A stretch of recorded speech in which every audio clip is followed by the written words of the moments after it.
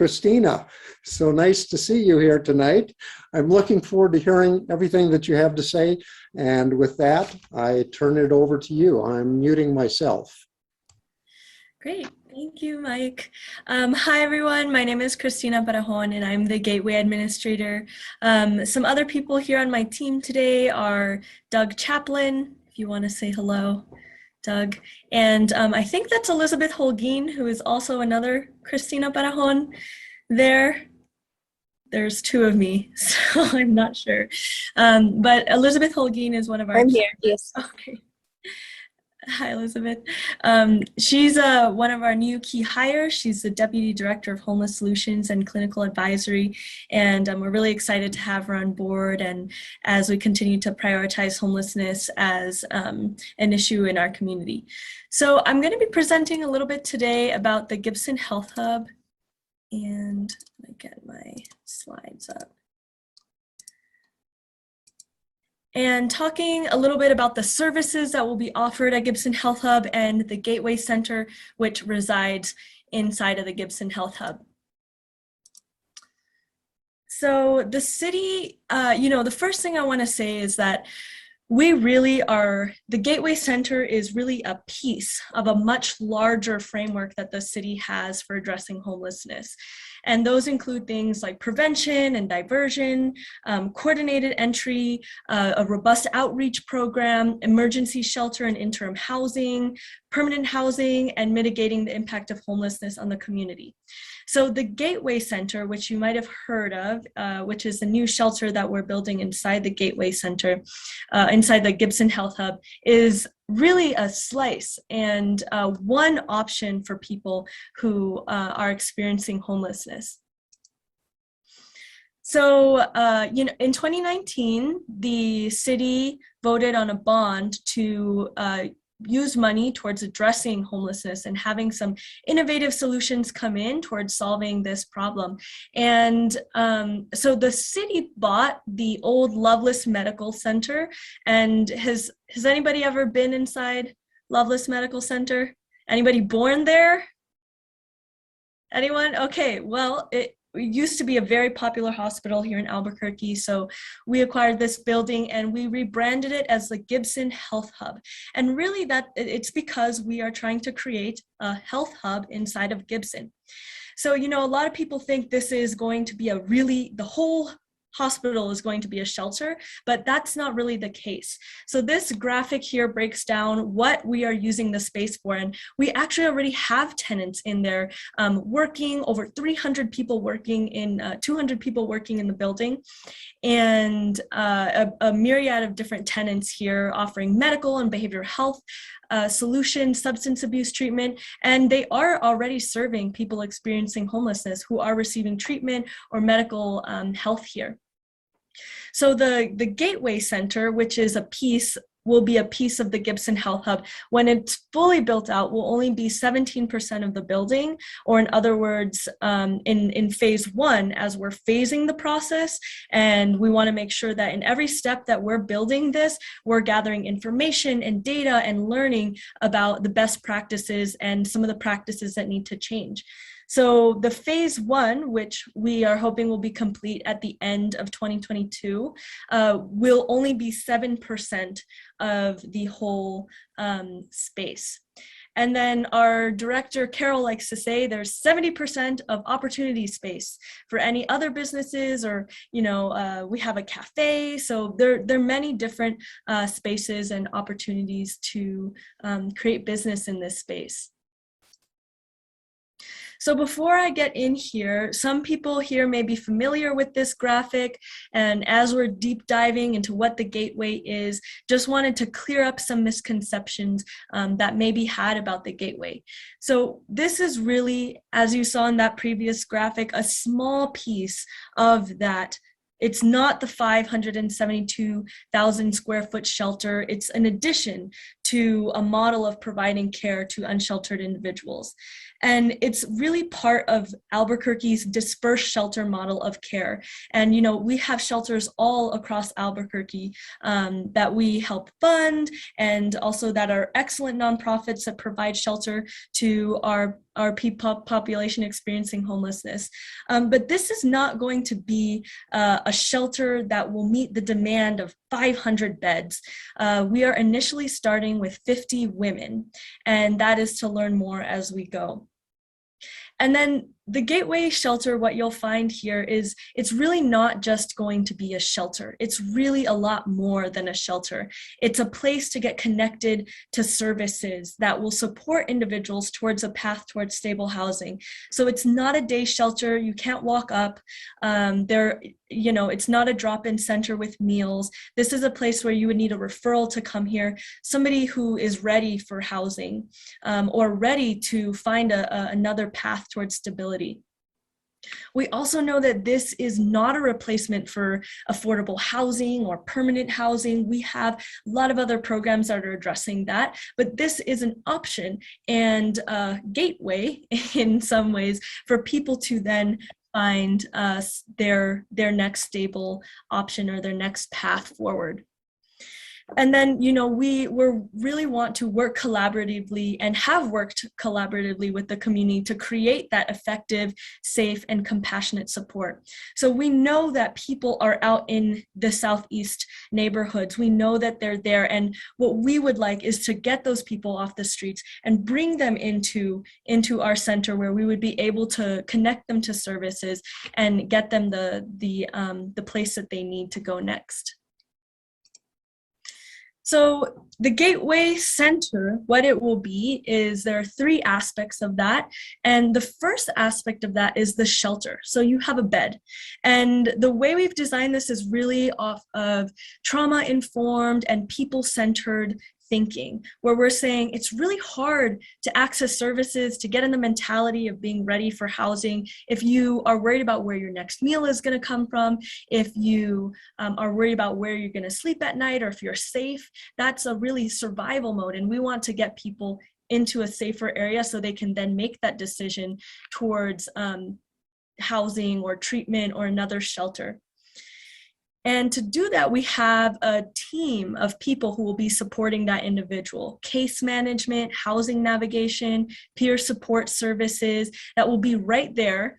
Somebody can come here from where they're sleeping, walk outside into the common room, and there's a peer support worker who maybe has been in that position and is able to say, what really helped me is I sat down with my case manager and XYZ. So we're really trying to meet people where they're at. In connecting them to services. Extra services that are also provided are in the engagement center. So that engagement center is our spaces for additional service providers. So maybe a case manager can't cut hair, but maybe somebody else from the community can. We could have a service like that in the engagement center where people would be able to access that kind of service, any housing navigation services, that would all be in the engagement center. And then we also have a first responder drop-off that is included in that Gateway Center, which is, again, not a walk-up facility. That is a place for first responders to take people. They might find someone in the Southeast community, say, okay, there are no shelters right now that are open that I can take this person to, but we really don't want this person on the street. They're not sick enough to go to the ER. They just need a place to stay for a little bit until we can find them their next location. And so that would be that location. So does anybody here really like details? Raise your hand if you really love details. Detail-oriented. Okay, great. So I do have a question. Yes. You say this is on a referral system. Like, will the initial 50 single women be going to the Gateway Center, the Gateway Shelter, as they are referred, and where do they get the referral from? Yeah, so let's, in a case analysis, maybe there's somebody in the Southeast, you see them, you would call maybe ACS or 911, you might say, hey, I think somebody needs some help. They would come, they would pick them up, they would bring them to the first responder drop-off, and we would do an intake there to get into the Gateway Shelter. Does that answer that, Ron? Yes, thank you. Okay, Thanks for your question. I And have a question. Sorry Yeah. about that. no, no worries. What do you mean by treatment? Like I just want to ask that kind of question. Yeah, so treatment can mean a lot to different people. And so for instance, in the Gibson Health Hub, we have operating Turquoise Lodge, which is sobering, is a, here, let me pull this up, is a substance abuse treatment center. There's also behavioral health with Haven Behavioral. So we imagine a place where those kind of services could be connected and somebody could go up to Turquoise Lodge to get substance abuse treatment. Does that make sense? Okay. Yeah, can it be also like someone like into like drugs or drinking alcohol? Yes, I'm glad you mentioned that. So in addition to the shelter, we're also building a sobering center inside of the Gateway. And so that would also be a potential place that, somebody gets dropped off at the first responder drop off. Maybe what they need is they need to access sobering services. They need a safe place to get better, but it's not as, it's not like they could get into CARES Campus, then this would be a place for that. And we're trying to CARES Campus when we're building that. I'd like to, perhaps this has really been addressed. Arthur says the graphic shown has 70% vacant at this time. That's the opportunity space. Mm-hmm. And the question was, will there be space for 12-step meetings like AA and NA? And I think you addressed that. Does that seem? Yeah. Am I correct? Yeah, that's correct. So in the engagement center, we have a sort of, we've designed this common sort of larger room space where you could definitely have some kind of meeting like that. The engagement center would also have like job training, things like that. So there would be a place for AA meetings. All right, great. And I'll get to the questions in the chat in a second.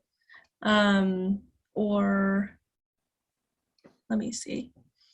Will there be a catchment area for Gateway like this Southeast, or will unhoused be referred from other Albuquerque areas? I'm not sure what you mean by catchment, Mario. Could you explain that?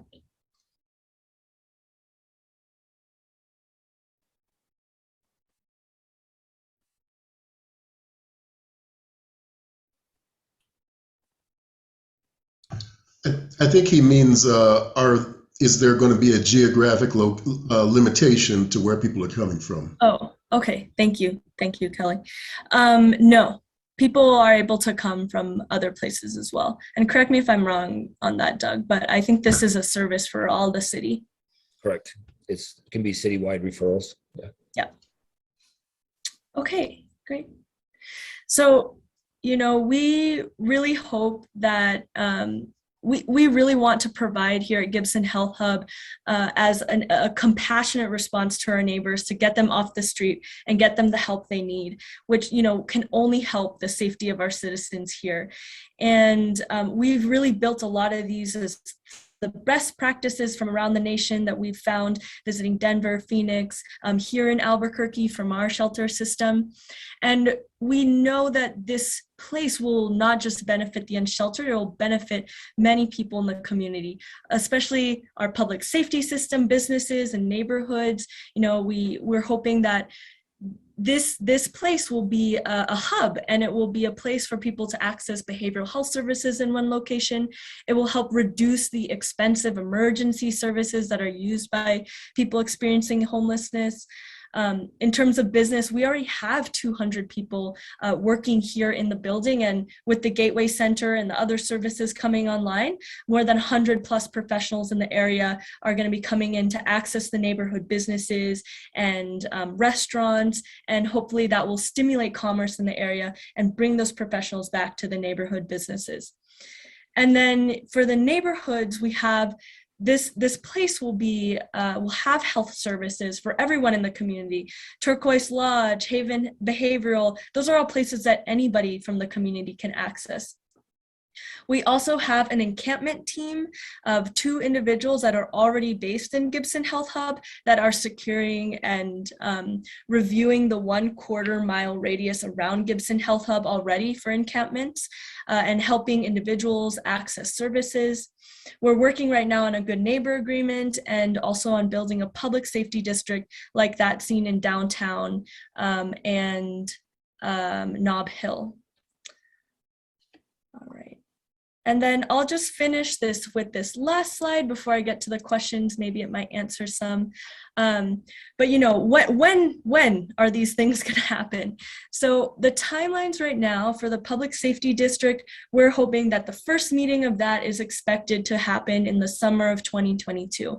And so currently working with APD, who are here on the call, and with ACS, with AFR, with Parks to open, and many other sister departments in the city to open that. The Good Neighbor Agreement, we hope to have that in March, and for the neighborhoods to receive that draft in March. And the neighborhoods will then have a few weeks to review that Good Neighbor Agreement and make suggestions and you know, bring those thoughts to the table. And then in April, we want to sit down with neighborhood associations and discuss that Good Neighbor Agreement and figure out how the services there will benefit the community, and then have it signed. The Gateway Center, Sobering Center that we just talked about, as well as this other aspect called medical respite, which is for individuals who are exiting the hospital and need a place to stay before they go on to their next location. That's specifically individuals experiencing homelessness. That all will come online by the end of 2022. And the Gateway Center, again, is receiving 50 women. The Trauma Recovery Center, which connects individuals to a central hub to connect individuals who have survived violent crime to trauma recovery services, and Angel Garcia can definitely speak to that, is already operational in Gibson Health Hub, as well as the encampment team that I just spoke about. So let me get to these questions here.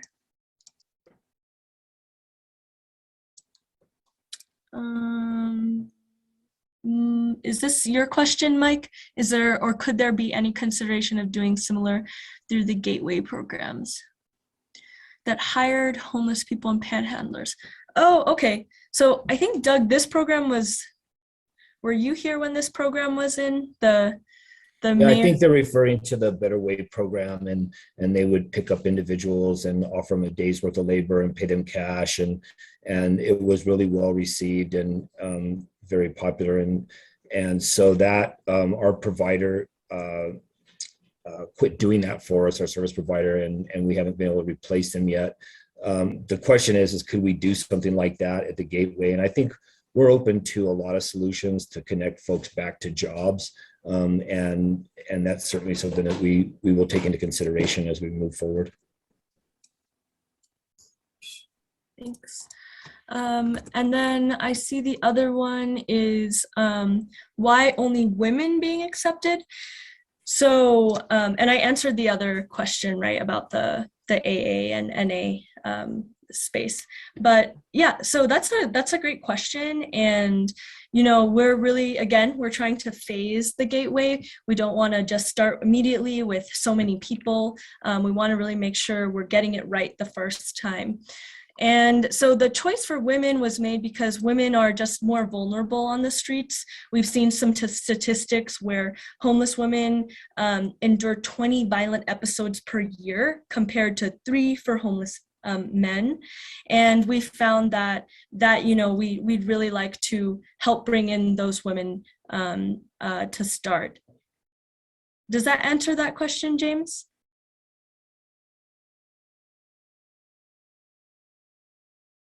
All right. And there's more statistics on that too that I can definitely provide. And all right, Melinda, so since August, but the neighborhoods only have a few weeks. Yeah. So Melinda, you're saying you'd like more, the neighborhoods would like more weeks to review the Good Neighbor Agreement. And I think, you know, that's definitely, it's really important that we hear what, and Melinda, thank you for your suggestions last in the summer. I did get your email of all the things that you mentioned. And so, yeah, I think that would definitely be something that could, if neighborhoods weren't ready to come to discuss, I don't think that would be a problem to, not have a few weeks is arbitrary, 4 weeks or 3 weeks, 7 weeks. And homeless women, yes, Mike, yes, that's correct. So the average lifespan for a homeless woman is 42, and for men it's 56. So women die much younger ages than men.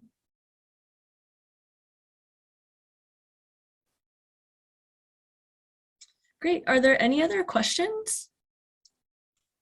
Let's see here. I'll find my notes. I'm glad that you mentioned peer support workers. The Nob Hill University ECHO yesterday had a presentation about certified peer support workers, and they are shown, according to the presentation, shown to be very cost effective. You spend $1 and you get the impact of $2.50 in return.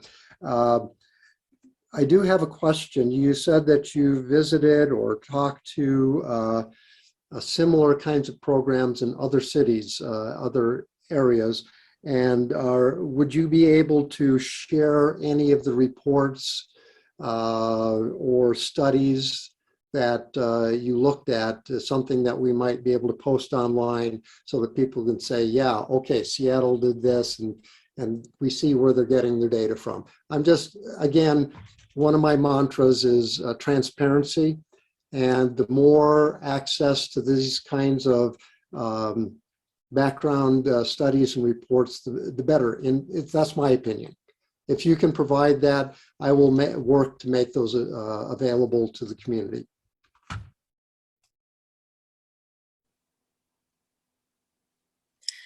Yes, Mike, I definitely agree. And, some of that research is posted on the website. So looks like I'm saying everyone. So this is the website that has a lot of the documents that we're using. We have a whole changing story report there, assessing the shelter capacity. And so in terms of the other places that we visited, I think Doug can probably speak to that. So yeah, a lot of the research was conducted by site visits. There was a group of folks that went to San Antonio. I didn't get to go to San Antonio, but I've personally been to Denver and seen a couple of different things there. I've been to Phoenix and Tucson, and seen a wide array of different kinds of shelter opportunities there. And so we've all gone, observed that. We get back together and we sort of collect, what seems to work really well and what seems to work less well, and then what we think will work in the city of Albuquerque. And so what we're putting together at Gibson kind of represents that. I'll have to look, Mike, and see if we actually created any sort of write-up in regards to that. And if so, then we can make that available to you, and you can share that publicly. So we're happy to do that. And we got another question from Raven Del Rio. So whether Gateway is the first of many shelters across the city as opposed to one. So I think right now, Raven, we're really focused on opening the Gateway here at Gibson and making sure that we open it right the first time before looking at other places. Yeah, that's right. We are looking at having more shelters that serve a variety of populations across the city, but we do want to get it right here. But we do continue to look for other opportunities in other parts of Albuquerque as well.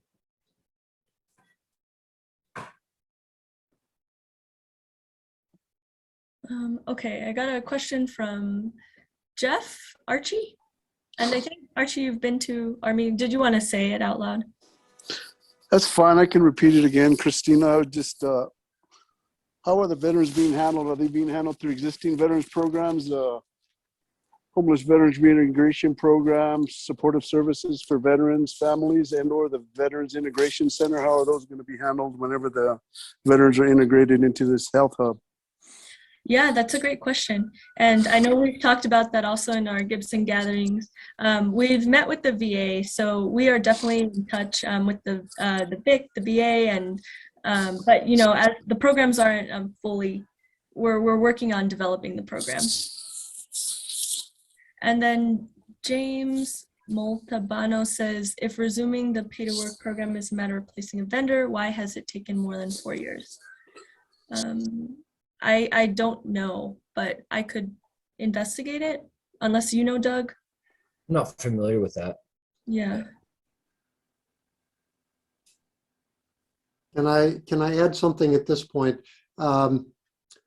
Earlier, I said that accountability is one of my primary values that I hope to promote. And I will say this to everybody who's attending tonight, that if you feel that you didn't get a straight answer to a question that you posed or it was misunderstood, please get in touch with me and I will work. I need some help on it, but I will work to create a mechanism that's publicly accessible that addresses every single one of them and then gives you some feedback, like on this date, James asked the following question.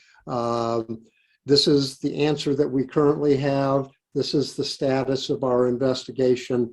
I really would like to build on the stats program that the Northeast CPC has developed, and we'll try to track all of those questions and give you straightforward answers as best we can. Sometimes that's hard, but that's all part of accountability and transparency. So if you don't feel like you got a good answer tonight, please come back and let us know. And you can certainly address it later in the public comment portion of the meeting.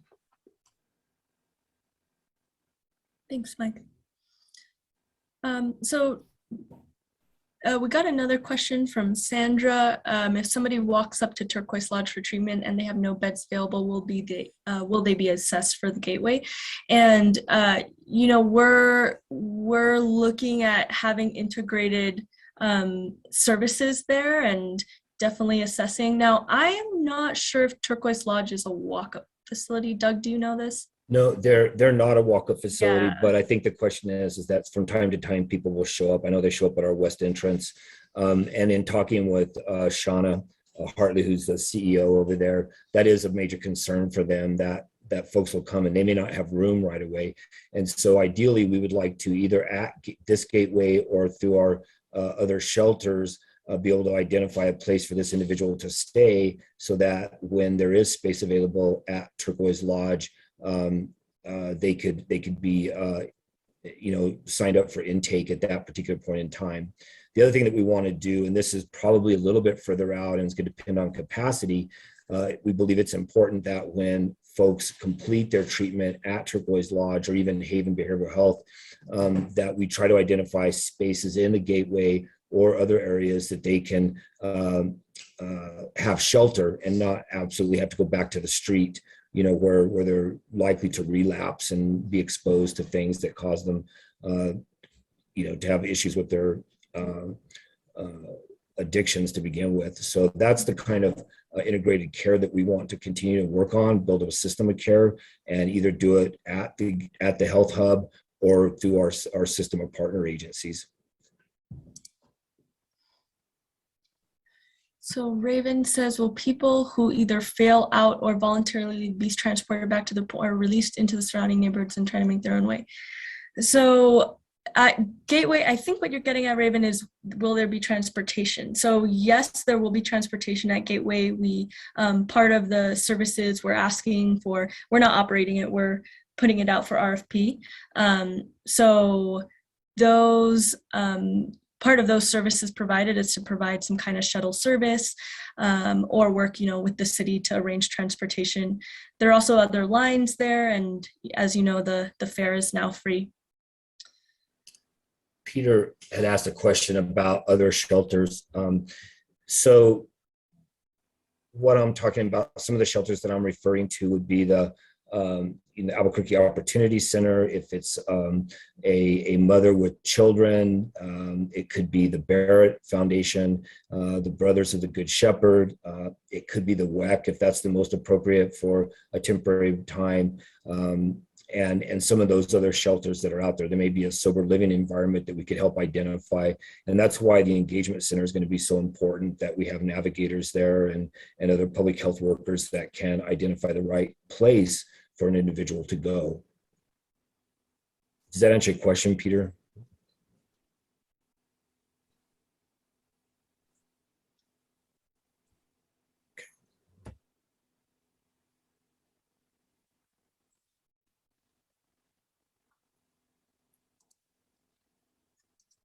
Great. Okay. So if there are no other questions, I will say that we have a newsletter now. So this is a newsletter that comes out about every month and sort of talks about, the services that will be here at Gateway, at Gibson Health Hub, and to sort of keep you in the loop of what's happening there. So I'll post a link in the chat and you can subscribe. It's a MailChimp. So you fill out the form and it gets delivered directly to your email. And then Cristina, there was a final question. Will employment yes. services be provided to better assist folks get back on track? And short answer to that is yes. Yes. Thanks, Angel. Great. And then if you have any ideas, like this is a really great idea, Archie, to have those employment services. If you know about specific employment services that you would like to see there, we do love to get input.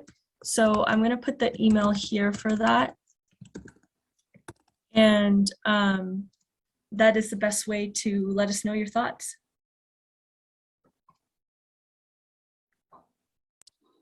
Thank you for that, Cristina.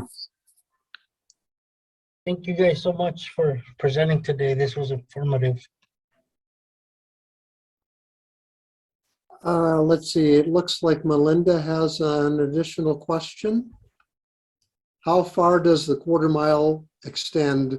What would be the cross streets for reference?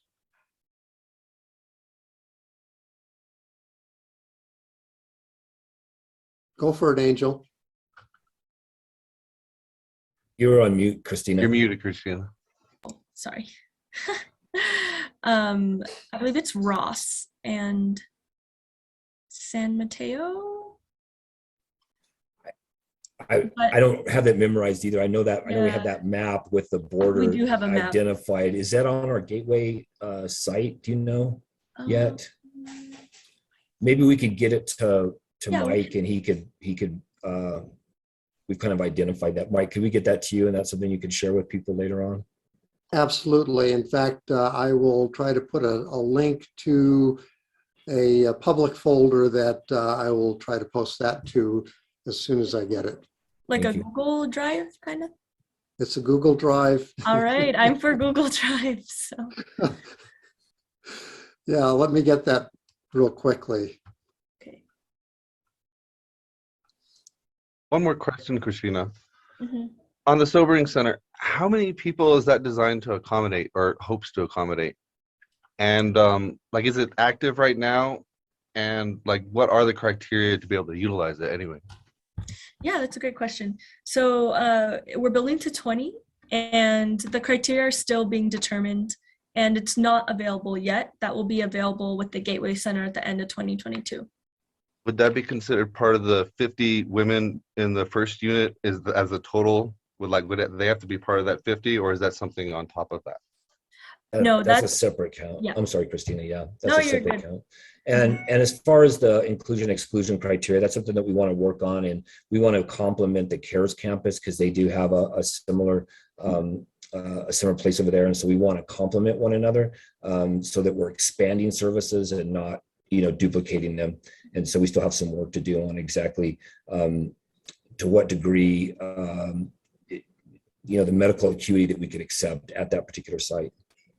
I mean, I'm just curious, like what level does it stop to where like you just, or is it like if someone's having a really bad, night, will they be able to go there and be part of just getting over that? I'm going to take a little bit of a guess, Christopher, and say that a rough night is probably going to be okay. Where we start getting concerned is if their medical condition necessitates a visit to the ER, like they're non-ambulatory or responsive, then we probably are not going to have the medical services available. And so it's going to be something less than that. Well, those determinations will be made by like ACS or the officers themselves, right? I mean, that's how they basically get there in the first place. So yeah, that'll be with probably with AFR is who we're going to be working out the inclusion/exclusion criteria is with the Albuquerque Fire and Rescue, because they come across, they're the ones that get the 911 calls, but it could be ACS as well. Yeah. So it'll probably be determined off of the either the drug of choice and whether your medical staff can handle it, or their blood alcohol, which is what I know what CARES does as well. Yeah. That's my guess anyhow. Thank you. So Raven had a question about the safety zone, and I believe Commander Languit is going to discuss that at least a little bit when his portion of the meeting starts in about 1 minute.